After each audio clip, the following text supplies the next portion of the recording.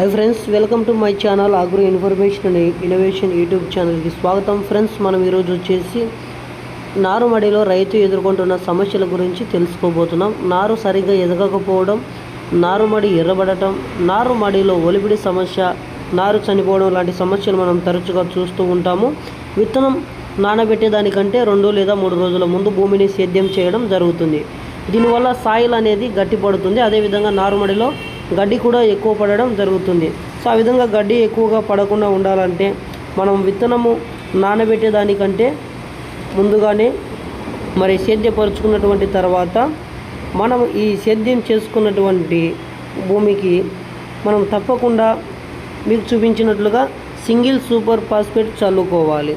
Single super ఫాస్ఫేట్ను మనము పొలంలో మరి చల్లుకున్నట్లయితే మరి మనం సేద్యపరుచుకున్నటువంటి భూమిలో ఎలాంటి గడ్డి మరియు ఏమి చెత్త లేకుండా మరి కుల్లడం జరుగుతుంది। ఆ విధంగా కుల్లిన తర్వాత భూమి ఈ విధంగా మనము నారుమడి తయారు చేసుకోవడానికి వీలుగా అనుకూలంగా ఉంటుంది। సో మరి నారుమడిని మనము తయారు చేసుకోవడానికి మనము ముందుగా సూపర్ ఫాస్ఫేట్ చల్లుకొని సేద్యపరుచుకున్నట్లయితే మంచిగా ఉంటుంది।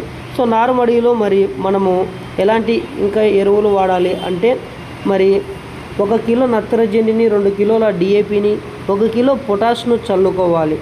మరి 2 క్వింటాల సేంద్రియ ఎరువును కూడా చల్లుకోవాలి।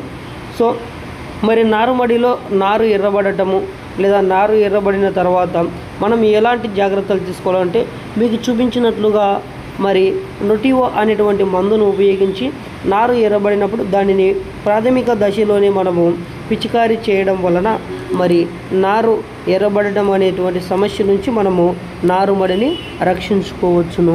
మరి ఈ విధంగా సంరక్షించుకొని నారుమడిని మరి అదేవిధంగా నారుమడిలో మనం గమనించినట్లయితే ఎక్కువగా ఒలిపిడి సమస్య కూడా ఉంటుంది। ఒలిపిడి సమస్యకు మరి నామినీ గోల్డ్లోని బైస్పరామిక్ సోడియం అనేటువంటి ఈ మందును కూడా మనం పిచికారీ చేసుకోవాల్సినటువంటి అవసరం ఉంది। సో మరి నాటు వేసేటువంటి పరిస్థితికి ముందుగా మరి నారు మనం నాటేసే ముందు కార్బోగ్రాన్ 3G గుళికలను వాడినట్లయితే మరి ఎలాంటి పురుగు ఉన్నా కానీ నివారించుకోవచ్చు। సో ఈ విధంగా నారుమడి మనం సాగు చేసేటప్పుడు నొటివా మరి నామినీ గోల్డ్ మరి కాలిఫ్రామ్ అనేటువంటి 3G గుళికలను కూడా మనము ఉపయోగించి మరి నారును మనము నారు దశలోనే ఉన్నప్పటి నుంచి మనము నారుమడిలోనే కీటకాలను మనం నిరోధించవచ్చును। సో ఈ విధంగా సేంద్రియ ఎరువులను కూడా మన యొక్క పొలానికి మనం చల్లుకోవడం వలన మరి నారుమడిలో మనకు మంచిగా నారు అనేటువంటిది ఎదుగుదలకు ఉపయోగపడుతుంది।